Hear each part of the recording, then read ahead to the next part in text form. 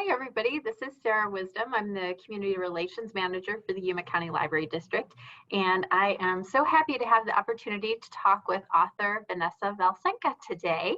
And just want to give you a little bit of background about the Yuma County Library District. We provide public library services to the visitors and residents of Yuma County, and something that we are very proud of. On February 24th, 2021, we will be celebrating 100 years of library service. Our Heritage Library, which was an original Carnegie Library, or Carnegie, depending on where you're from, will turn 100 years old. And so we're really proud of that. We've been working hard towards celebrating our centennial. Of course, some of those plans had to adapt, but we're still looking forward to celebrating that.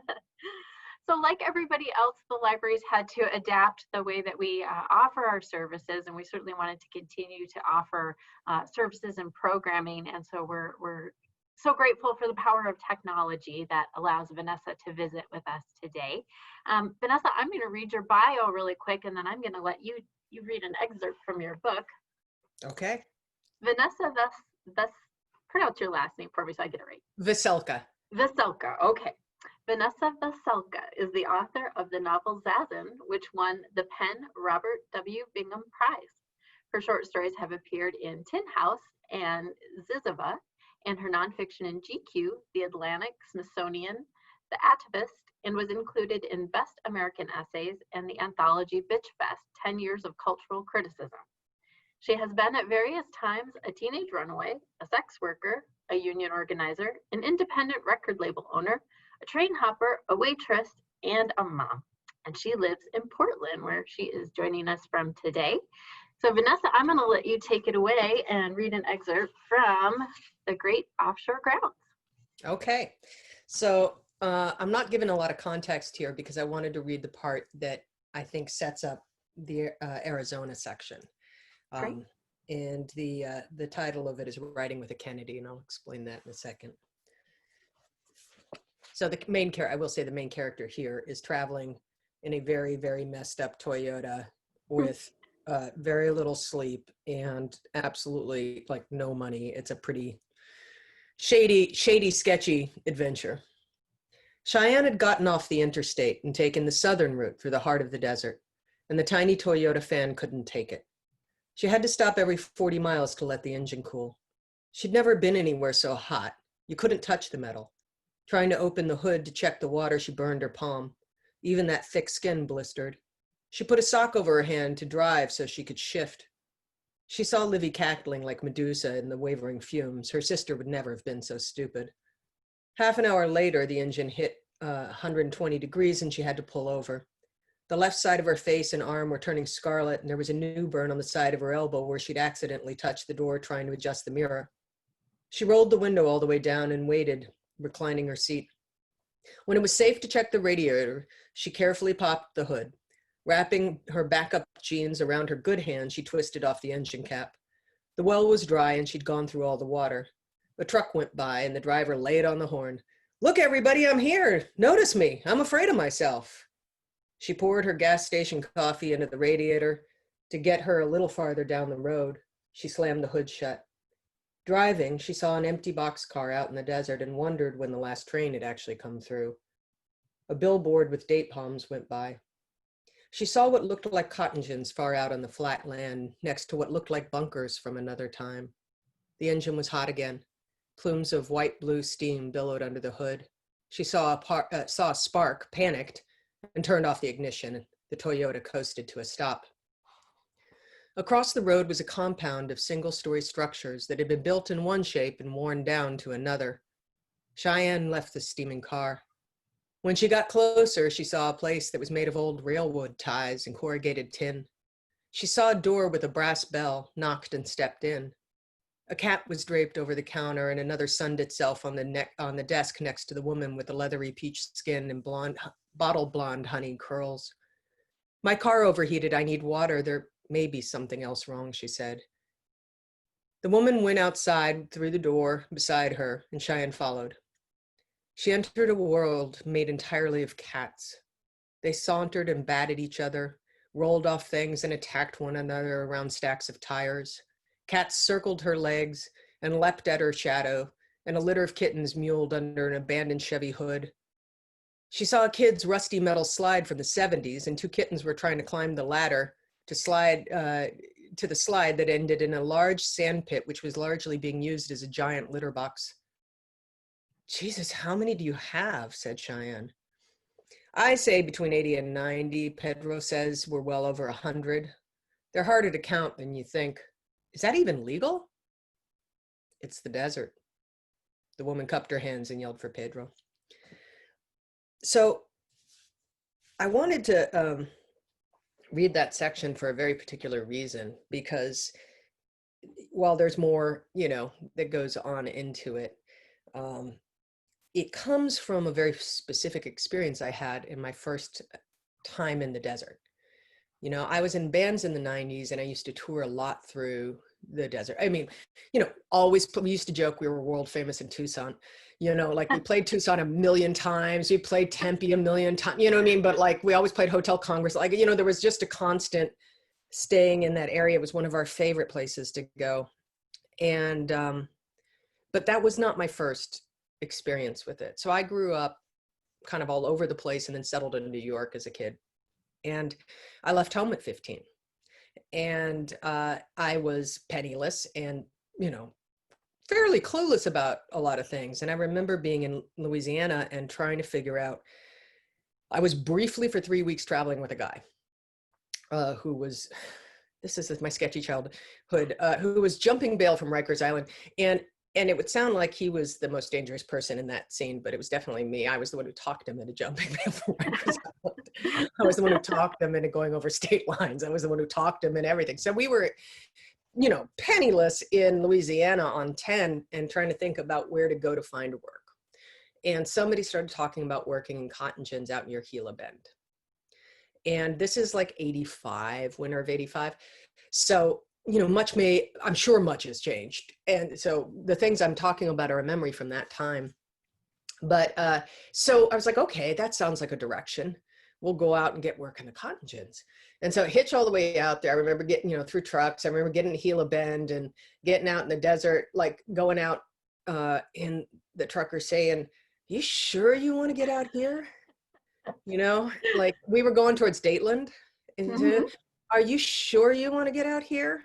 And I was like, yeah, absolutely sure. He's like, really? I'm like, yeah, I hear there's cotton gins at, near Dateland, right, that you can work at. And it wasn't until we got there and he dropped us off and drove away that it dawned and cotton gin is seasonal work. Oh. I was so disconnected from if anybody had asked me, I would have figured it out, but it never occurred to me. I was like, oh.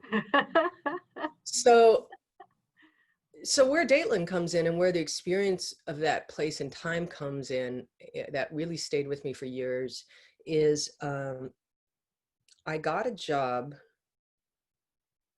Guy ended up leaving. I got a job digging irrigation ditches in the desert, putting in the lines, and we would drill the holes, every 6 inches or whatever it was. Miserable back-breaking work. I mean, miserable, right? And it was for $2 an hour, and I'm pretty sure it wasn't even the minimum wage then. And everybody was undocumented. The term they used then was illegal, of course, and slept in these tin sort of bunker houses where they'd come in on buses and they'd stay in these tin bunker houses. And there was a place called Tiger Ranch that I had found to stay that was close. It was made out of old railroad ties and had 110 cats and had 3 tigers. And at that time, it had been a whorehouse in the Second World War near the base. And then it had been owned at one point by carnies who had these extra tigers and, so it had dirt floors. I mean, it was totally insane, but it was $4 a night. So I started living there when I was working at this place. I only worked there for 3 weeks. What happened that opened my eyes to a lot of things is, so I was putting in these irrigation drip systems, and I was the only, undocumented person who was working. And right when everybody was going to get paid, they called in Border Patrol, and everybody's gone.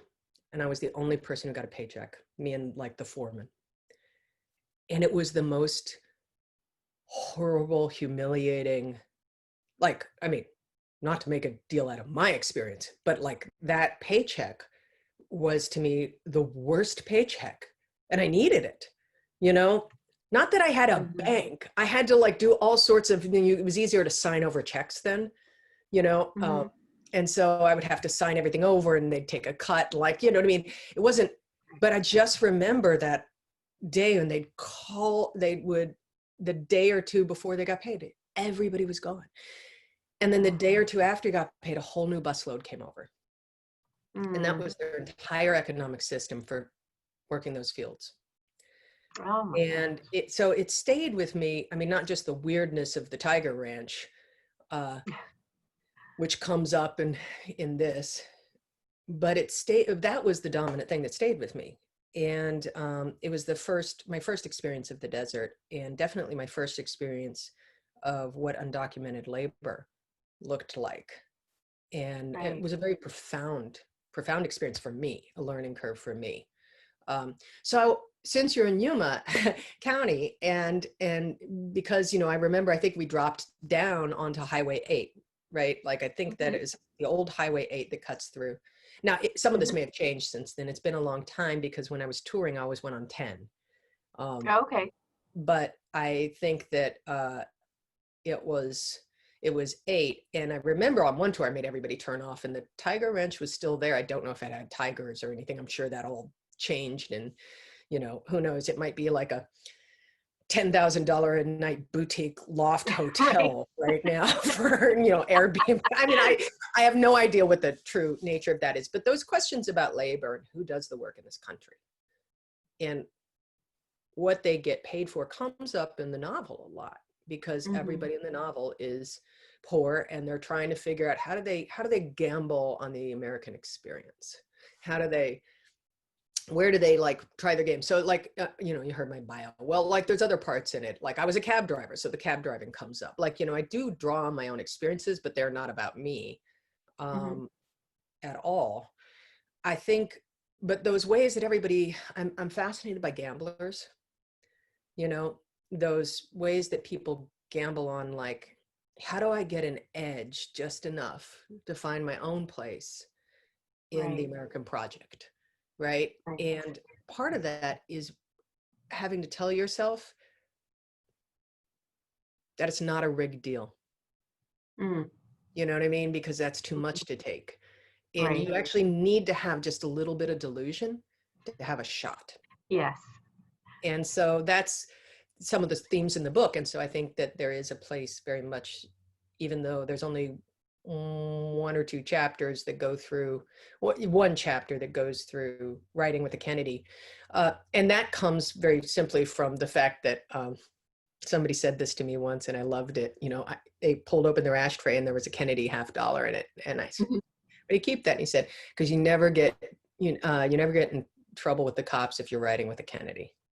I love that too. That's worth trying. And he said, nothing bad can happen to you in a car if you're riding with a Kennedy. And that's true until she hits Texas and somebody says, I don't think that holds here. So, anyway. Worth a try though. Definitely. Worth a try. Anyway. So that's the story I wanted to tell, at least about that area as I experienced it first. That is an amazing story. I'm so glad you shared that with us. I didn't come to the area until 2002, but I'm sure that there are people who have lived here forever that know exactly what you're talking about and where it is. That's an incredible story. So thanks for sharing. Yeah, I was 15, so it was a really weird way to be in what should have been my sophomore year in high school. Right. You know. Yes. Well, let's talk about the two sisters who are the heart of the novel, and kind of what they're searching for and what their passions are. So the two sisters are Cheyenne and Livy, and they are both 33 when the novel starts. They are born, they're born into a non-traditional family. Their mother is a, die-hard feminist, self-proclaimed, witch collective, you know, and it was interesting because I had a talk with somebody who, you know, they were like on the East Coast for a radio thing, and, you know, and they were just like, she, you know, they described her as a hippie. And I was like, oh, she's not a hippie. You know, she's more of a brown goth who like came up in the 90s, who was part of like, and then I realized it's like out on the West Coast, we have a whole taxonomy of off-grid. Whereas in the East Coast, it just looks like hippie, you know, in a lot of ways. And it's just like, no, that's not her at all. She would have hated hippies. You know what I mean? Like it's a very different thing. She was a sort of semi-anarchist collectivist, you know, anarchist in the sense of feminist collectives. And I'm not getting into the, you know, black bloc side of things right now. So she, you know, she really, she was polyamorous, and, you know, just by dint of not caring that much at that age. She's 19 when she gets pregnant, and the guy who is the father is in grad school, and he falls in love with somebody else who then ends up moving in, and both women get pregnant at the same time because their cycles sync up, right? Like, so the feminine body is actually in this book quite a bit. You know, I mean, like, it's not something that's focused on, but it's something that is not ignored.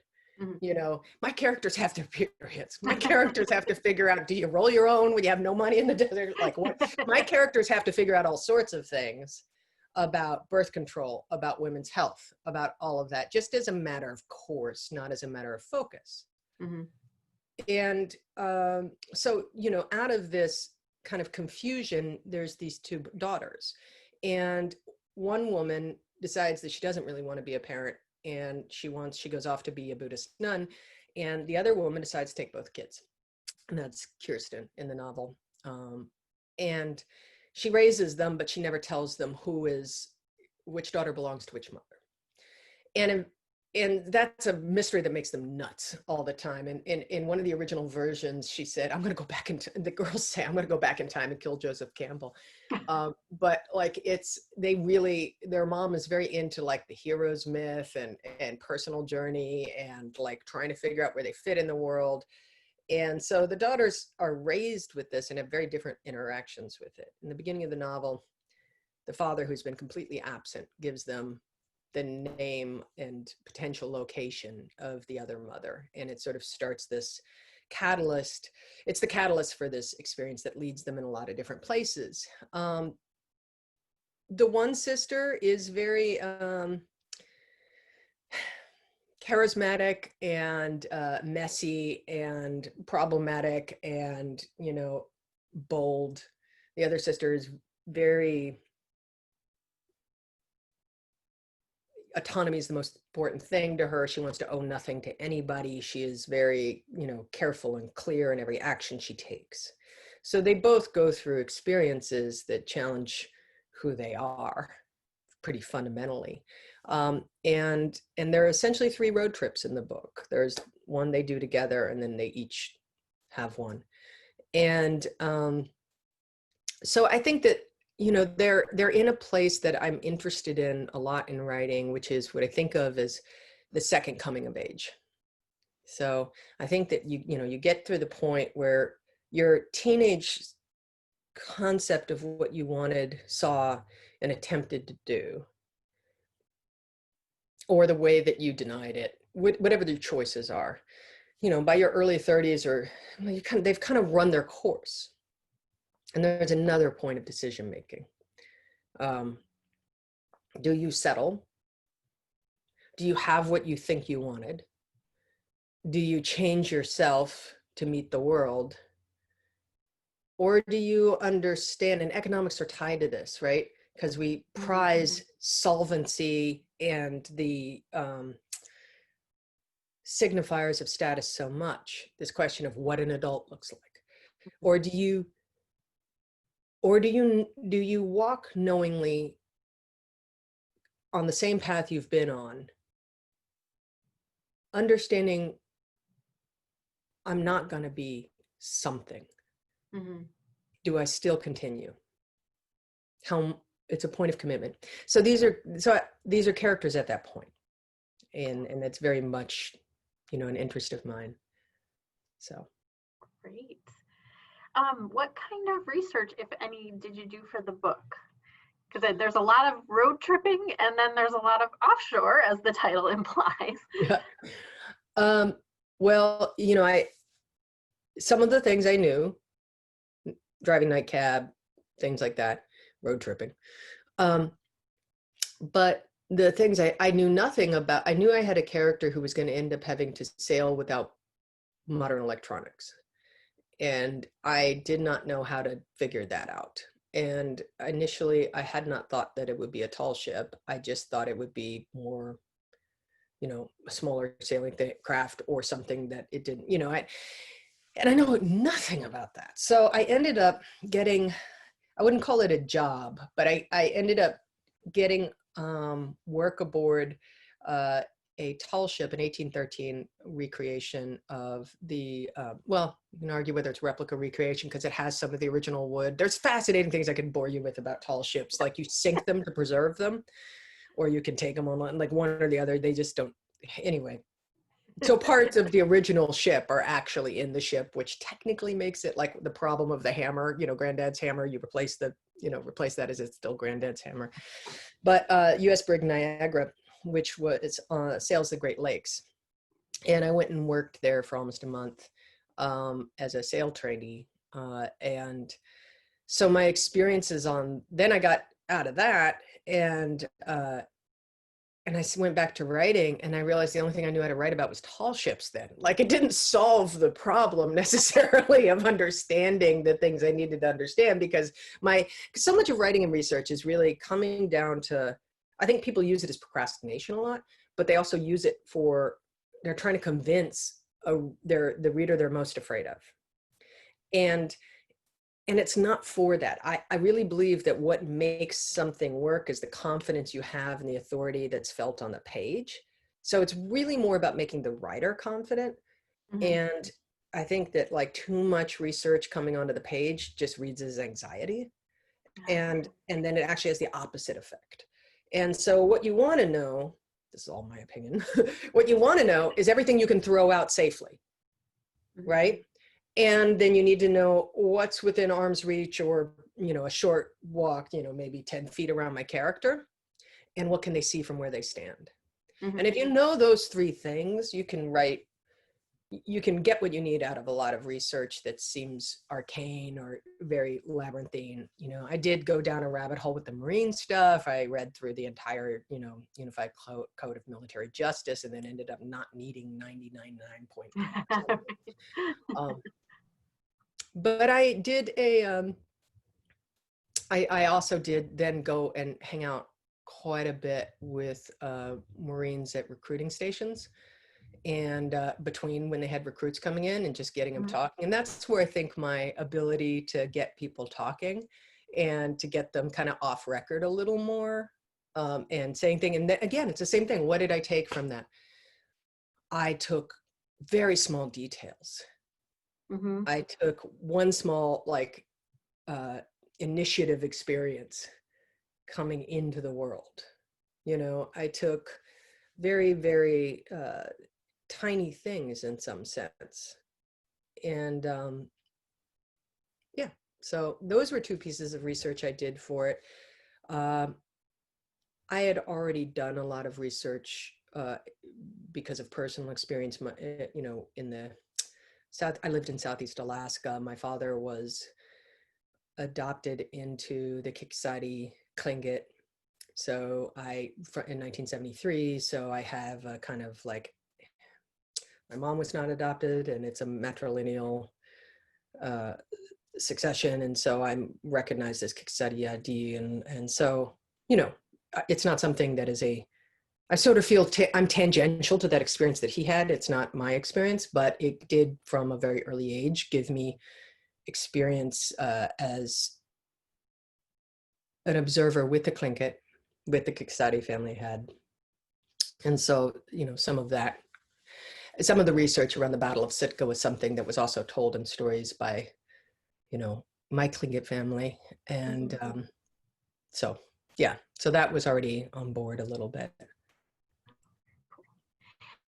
We have several very active writing groups at our different libraries, and I know that they would want me to ask you to talk a little bit about the publishing process. And I know you've had lots of work published in magazines, and I think this is your second book that you've had published. So can you talk about that experience a bit? Yeah, I mean, I feel in some ways like I'm a bit of an outlier on some of those ways because I was a musician for years and years. And so I came into the writing world um, and found it was so different from the music world. And that uh, things that were normal and regular and respected in the music world were considered sort of boorish and aggressive and, you know, arrogant in the writing world. There was a subservience in the writing world that I'd never seen. Mhm. And a sort of waiting for permission that was constant. And any breach of that could be seen as like, could lock a door. Whereas with musicians, it was all a lot more feral. It was all a lot more like, if we're going to have an argument, we're going to have an argument. You know, if we're going to like, this idea of subservience was never part of that culture, you know. And the reason I mention that is I think that the thing that we intuitively, okay, so my goal when I give somebody something to read is that I have made it so much its own thing that they don't, when they don't like it, it's not like this isn't any good. It's more like this is totally not my thing, right? They recognize the integrity of it and they know, not my thing. Yeah, I mean, they can hate it for those reasons, but like it is its own thing. It is not a, and so I think that what that really is authority on the page. How much do you boldly take on the page? How much, I believe in belligerent defense of your own artistic instinct. That doesn't mean you're right, you know, whatever, for every audience. So I feel like my fundamental place of standing is it's your right to not like my work, you know, not like, it's my right to write the work exactly as I want to write it. It's your right to make sure I never get paid. You know what I mean? Like, that's a fair deal to me, right? So it's the first thing that I think people have to moderate, or rather, maybe moderate is not the right word for that. The first thing I think people have to think through is where on that spectrum do you want to be? What do you want to trade out? What do you not want to trade out? Right? How important is it to be published for you? And I think in general, people being themselves on the page is more successful than people chasing around the, you know, ambulance chasing what it is. But you have to be willing to say, okay, maybe there's 10 readers for this. Maybe there's 100 readers for this. Maybe I don't know how to find them. Am I willing to do that to have the thing I believe in the most? And that's different than like, I just can't hear critique, or I just can't hear, you know what I mean? Like, I think you come to a point where it's like, no, this is really what I meant. If you can get to, this is what I meant, then those are the choices you have to make about going forward. So the process, and I've changed somewhat on this process. I had definitely very unsatisfying relationships with agents. I had done all of my initial work without agents. Mhm. And so, you know, I was in quarterlies without agents. I was in GQ and Harper's, you know, or Harper's, the Harper's piece got sent to the ad of it. There was a long story, and that's sort of one of the many breakdowns of Harper's, you know, board in the carnage of that. You know, all of the things I had done in that world, I did directly. So it was very, and even with sorting out the book deal, you know, one of the book deal, I like even my first publishing, direct, you know, even what the second book was originally going to go to Riverhead, there's a long story there.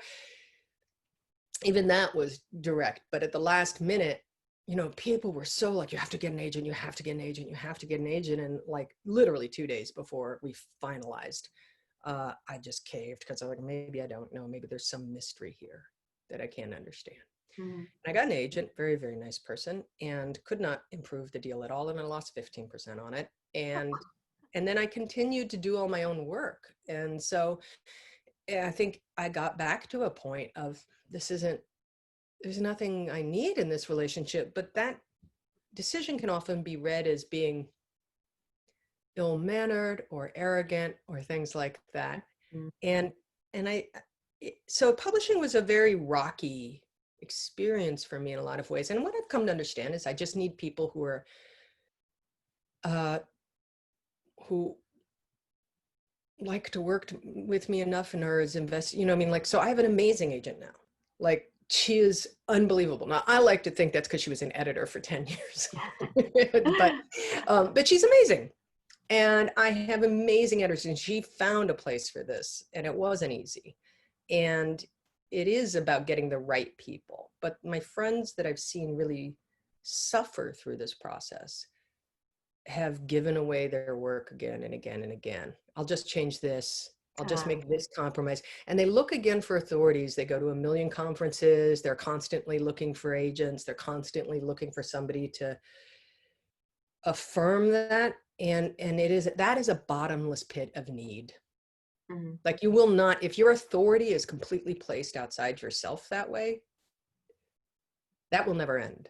You will never find the person. Plus the money side of it, just to be real, I mean, I'll break it down. Say you sign a book deal for $100,000, right? That is, and then you lose 35%, 15% to agents, 35% to taxes, right? It pays out over 4 years, essentially. You're going to get a quarter when you sign, quarter when you deliver the final, when it's approved on final manuscript, quarter on hardback, quarter on paperback, if they do any of those, mm-hmm. right? So you're talking about something that ends up being about $12,000 a year. So that's a good deal, So when I run into people in writing workshops all the time who are like, have it in their mind, well, I'm trying to make a career switch. This is not a career switch. It really, like, maybe you get lucky, and if you want to teach and you want to like really build but the teaching aspect for me, if I was going to teach anything, it would be American history.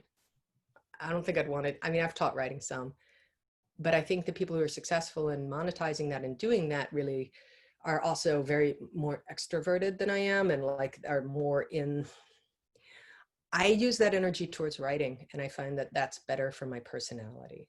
So okay, that was a long talk, but two things I will say. The two most important things that I believe you have to finish work and to also move forward in it is, one, you have to know when your real generative writing time is. So I'm an early morning writer. Now, if I were sleeping at 12, it would be a 12 to 2, but I am a morning writer. And so being a morning writer, I have to protect that time. So for me, that meant taking evening shift or night shift jobs. I have kids, like there's all ways you don't always get that luxury, but to really try to build it in there. Also to figure out, are you a binge writer or a daily writer? Because there's a lot of advice out there that sort of says, this is how you write. Yes. Yeah. And it says, well, you do this, just get through that first draft and then you edit. Well, that's not how all of us write. I've talked to a ton of other very high-end writers, short story writing, award winners. And, I edit as I go, meticulously. I'm obsessive. It slows my process. I get to a first draft a lot later than my friends who write the other way. But then we catch up and end about the same time. But so I'm very sort of leery of a lot of advice that gets handed out. But I don't mean to sound hopeless in any way. I think that you can do a lot to a certain degree without agents. When you get into, the big 5 or 6 or Random Penguin or anything like that, unless you have a higher profile that you can sort of leverage, you do need an advocate, whether that's an editor. And there are benefits to having an agent in that, but find someone who just loves your work. I feel like what people do is they end up on the hook with an agent at a conference who's like, I'll read. And then the person gives them notes. And then they slave over those notes. And it never goes forward. Like it Mhm. just always ends up being chasing after something. Like I've not heard the story yet where somebody does the notes and the agent picks them up. Mhm. So you can have so many opinions that you lose your own. So like I'm a lot of like la la la la la, you know. So I don't. That's how I kind of go forward. La, la. So what I have is I have a little graphic I use all the time. It's a little short video clip of Rocky Horror Picture Show where Frankenfurter is showing off Rocky to Janet, and he goes, "What do you think of his muscles?" You know, and she's like, "Well, I don't really like muscles." He's like, "I didn't make him for you." You know? And so I play that for myself all the time, and I find it really like, you know, helpful to my process. Oh, well, that's great. I'm sure our writers will appreciate that information. That's something that is discussed quite a bit, and we're coming up on National Novel Writing Month, which of course has its uh, own steps and ways. Yeah, Yeah, so that's great. It's great to hear somebody's unique experience, and that yeah, it's not a one and size it's fits fun. all. I've had I've had a lot of friends really enjoy National Novel Writing Month. And I Yeah, think that gets back to what kind of process is yours? What do yeah. you like to do? Yeah. Right. And what, yes, what time is your on time to write, and yes, whether or not you do edits as you go, or you just have to get the idea down and maybe there's no punctuation, and yeah, Yeah. it's very individual, definitely. Yes. So having traveled this amazing journey, for my last question, I'll ask, what was your reaction when you found out the book was longlisted for the National Book Award? After keeping that authenticity and integrity, that's pretty amazing. You know, it took some days for it to sink in. My agent called me at 7 a.m. because it must have posted at 10 a.m. on the East Coast. So 2 days before, it was one of those things that I didn't realize that they were going to make, that they were going to, you know, my mind wasn't like, oh, I'm going to be on this thing. And I saw it was going to be coming up in 2 days. And that part of me that just has, you know, small, strange hopes was like, maybe I'll end up on. But then, you know, I was kind of like, probably not, you know, but I decided that, you know, I was enjoying the idea that like something like that could happen so much that I would turn off all social media and mechanisms of finding out. Cause I'm like, I want to go through all of Friday not knowing so that I can just enjoy it, you know, cause I know that this fantasy has a short life cycle and it ends on Friday. The second I turn on social media. So I was off social media and I was off everything. And I was doing some other writing, you know, personal for myself. And I was up and the phone rang at 7 a.m. and it was my agent, Sarah, who is a wonderful person. And she's like, I'm crying. I'm in the desert. You know, and one of the things she said is there's been so little good news. Mhm. That it's, you know, and I heard that all day. Like I felt, that's where I really felt like all the shell shock of the last year was that it was hard for me to take in. So I spent the whole day trying to tell people in my life, like, hey, I made this, you know, I got nominated to the long list. And it wasn't until the evening I saw a headline that said, Britt Bennett nominated for the National Book Award. And I went, if she was nominated, I was nominated. And in my mind, I'd even had another like reserve from the idea. Like in my mind, I was nominated to the long list. I had not been nominated for a National Book Award. Like it was still very foreign. So yeah, and it showed me the numbness of this year as well, that it was hard to take in. And so it's been a beautiful, wonderful thing. It was a very long, the writing this book was frankly kind of a misery. And the publishing experience of it up for a while was also painful. And I very seriously was at the point of like, okay, I'm going to run 1,000 copies and move on. Like I'm done with this. And I finished it, you know, and when, you know, Knopf picked it up. So it ended up being a really wonderful story, but you know, the National Book Award is, and then the other fun thing was I had people texting me, 10 isn't a long list. I'm like, well, it's called a long list, but they were like 10, you know? So it's like the covers all fit on one page, You know, I was all sorts of things. So I'm really living it up until October 6th, and then I'm fine to like live with whatever, celebrate everybody else going forward if that's the way it goes. Aw. So I've reached out to a lot of the other, I think almost everybody else on that list, and it's been fun to get to know some of them a little bit. Very And cool. one or two I knew, and yeah. Nice. Well, Vanessa, thank you so much for your time today. I wish that you were here in person, but this Yeah. has been fantastic. It's been such a pleasure talking with you, and I look forward to finishing the book.